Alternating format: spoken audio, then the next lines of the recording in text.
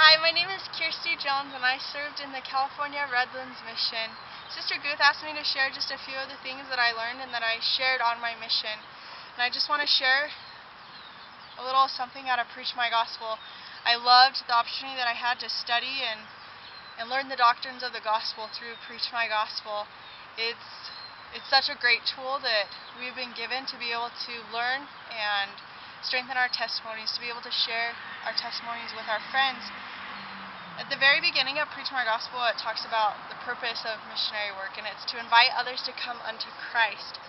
And as a missionary, that was our purpose every day, was to invite people to come unto Christ through finding, teaching, and baptizing.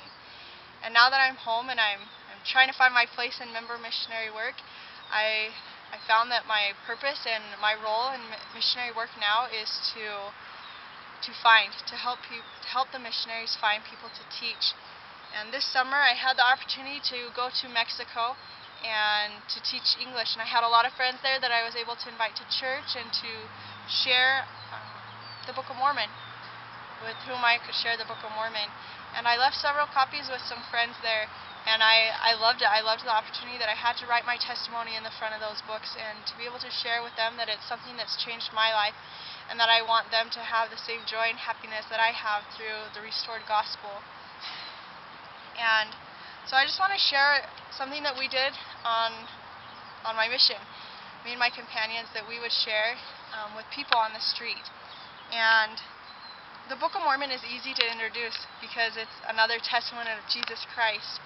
And because of that, it starts with a family. Heavenly Father loves us and He wants us to be happy in our families. And the book starts about a family who lived in Jerusalem, and God told them that they needed to get out so that they could be safe. And so they traveled across on the ocean on a ship to the Promised Land, here to the Americas. And throughout hundreds and hundreds of years, many people came to Christ through baptism, and that's what this picture is showing here, the waters of Mormon. Just like in the Bible, there are many prophets who were rejected. People didn't want to do what they were saying, and so they rejected them, they killed them, and often did many bad things to the prophets, just like this prophet here in the Book of Mormon.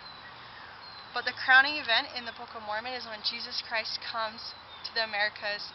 And I love that His hands are open wide for all His children that were there. And that's His invitation for us, is to come unto Him.